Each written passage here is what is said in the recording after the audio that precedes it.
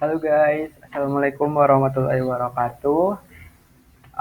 Kali ini aku mau presentasi lagi tentang persamaan persepsi part 2. Jadi yang kemarin tuh kayak masih terlalu luas, terus juga masih dasar banget. Sekarang kita mau um, apa ya, ngarahin risetnya kita biar lebih ke arah gitu loh.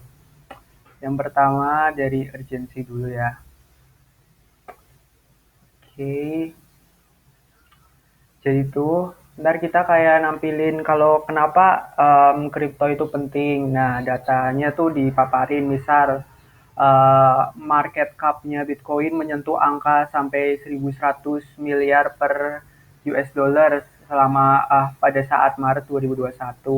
Nah, itu dipakai citasinya yaitu BES 2021.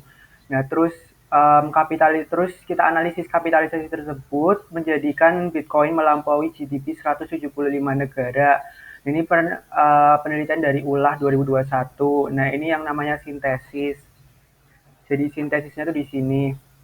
Terus setelah itu kan udah tahu dipaparin kenapa penting. Nah, itu udah data kuantitatifnya, sekarang kita ke data kualitatifnya. Nah, misal kayak gini nih, misal Presiden Joko Widodo bahkan menyarankan pada masyarakat agar kita belajar tentang artificial intelligence dan mengerti apa itu cryptocurrency. Terus ada Jack Ma yang bilang kalau blockchain teknologi akan mengubah dunia lebih dari apa yang pernah orang bayangkan. Terus ada Menku yang yang akan membawa cryptocurrency menjadi isu yang dibahas di forum G20. Nah, itu kena contoh urgensi yang kualitatifnya ya. Terus next. Hmm, Terus yang selanjutnya tuh kayak modus penipuan. Nah, modus penipuan tuh kebanyakan tuh ada 4. Yang pertama ada skema Ponzi. Kalau skema Ponzi tuh kayak gampangannya tuh kita um, gimana ya? Semakin banyak kita kayak referral lah istilahnya. Semakin banyak kita mendapatkan member baru, artinya semakin banyak reward yang kita dapatkan. Nah, terus ada juga penipuan yang crypto exchange. Jadi misalnya kalau yang crypto exchange itu contoh konkretnya ada di Turki, yaitu Todex, yaitu marketplace terbesar di Turki itu melakukan penggelapan dan investor mengalami kerugian sebesar 2 miliar US dollar. Terus kemudian ada juga modus yang ketiga tuh penawaran jenis koin sampah. Nah, jadi yang ini tuh kayak apa ya, orang-orang tuh kayak nawarin koin buatannya mereka, tapi koinnya itu nggak punya fundamental yang kuat. Akibatnya tuh koin itu nggak punya nilai dan mau dijual pun nggak ada nilainya. Nah, terus yang modus keempat itu crypto miner. Nah, itu yang jadi uh, apa ya fokusnya kita nih crypto miner yang keempat. Jadi ntar kita yang crypto miner itu kalau aku lihat di data sekundernya tuh masih sedikit banget. Terus jadi kita lebih ke data primernya yang crypto miner. Terus next, oke, okay. eh sorry.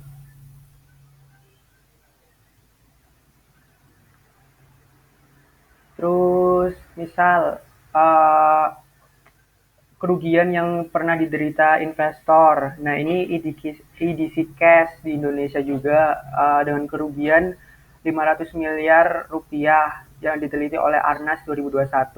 Terus Lucky Best atau LBC di mana hanya ada 6 pelapor saja sudah merugikan 1,2 miliar dari data Lidiana 2021. Terus yang Ahmad Dimado ini um, data sekundernya tuh masih minim. Nah, maka dari itu ntar yang korban penipuannya itu ya ini jadiin data primer buat jelasin Ahmad Dimado, terus kerugiannya berapa. Kalau aku taksir tuh sekitar segini, tapi ntar kita cross check lagi sama ke korbannya. Terus next, terus masuk ke latar belakang masalahnya. Nah, jadi tuh setelah aku baca-baca ternyata legalitas cryptocurrency itu sudah jelas. Nah, kripto itu yang dilarang adalah sebagai alat pembayaran, bukan sebagai alat pembayaran. Nah, yang dianggap sah itu adalah kripto sebagai komoditi berjangka. Nah, ini diteliti oleh Yuzami tahun 2021. Nah, kemudian kita sintesisin sama temuan yang ada di masyarakat, di mana ada miskonsepsi dalam masyarakat terkait legalitas kripto. Nah, miskonsepsi macam apa? Mungkin bisa di next. Oke, jadi itu miskonsepsinya ada paradigma masyarakat mengenai legalitas cryptocurrency itu sebenarnya keliru. Nah, kripto sebagai aset atau komoditi adalah sah diatur oleh peraturan Bapepti nomor 5 tahun 2019.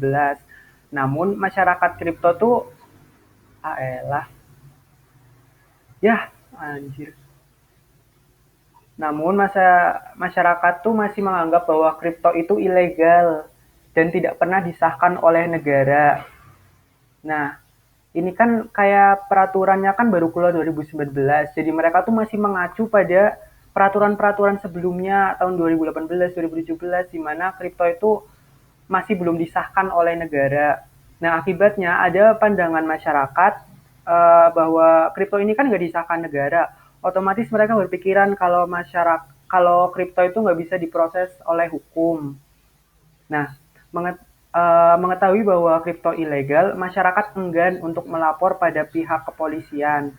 Nah, ini mungkin kita bisa cross-check lagi kira-kira udah banyak atau enggak laporan mengenai penipuan investasi kripto. And then,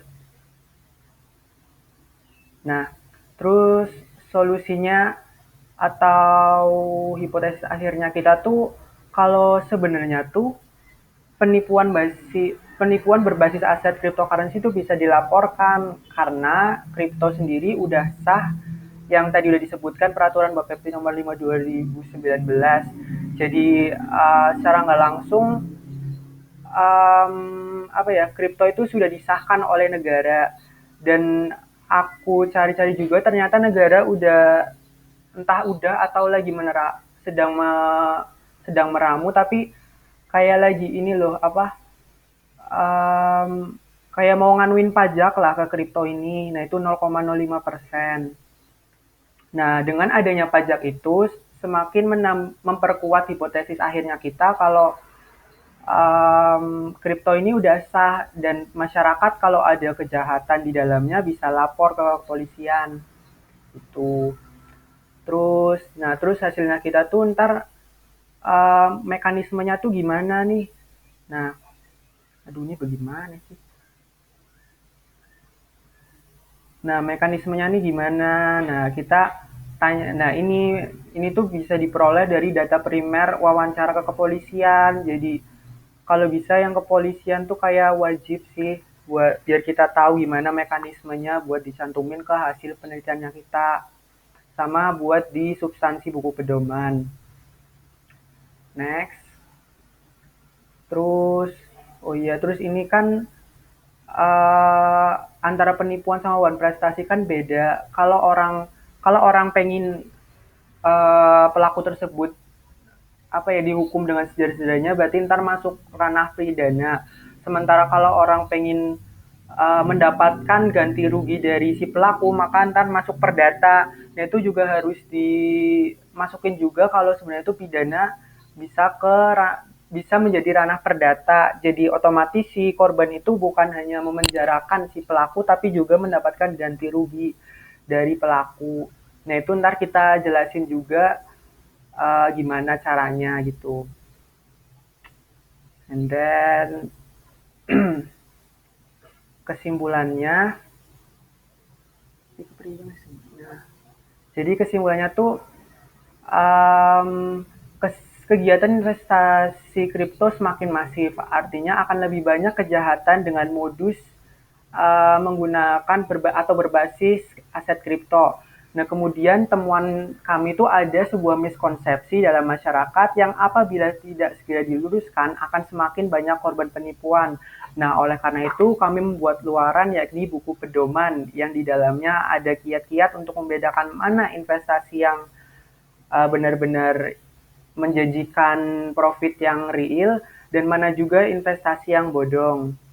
Nah, kemudian yang terakhir itu menggencarkan edukasi mengenai proses hukum yang bisa ditempuh apabila ada kejahatan, astagfirullah, apabila ada kejahatan yang menggunakan aset kripto. Nah, oleh karena itu kami juga membuat sebuah modul sosialisasi, strategi sosialisasi yang diperuntukkan oleh eksekutor dari pemerintah, yakni mungkin bisa Satgas Waspada Investasi atau lembaga lainnya, untuk mengedukasi masyarakat atau ntar bisa diteruskan dalam PKM pengabdian masyarakat. Terus ya udah sih segitu doang. Jadi ntar kayak apa ya, nyambung gitu loh semuanya, sama luarannya kita juga, sama sintesis, terus dasar teorinya kita juga dapat, data primernya juga dapat. Jadi itu doang sih. Udah ya. Kita priwe maning.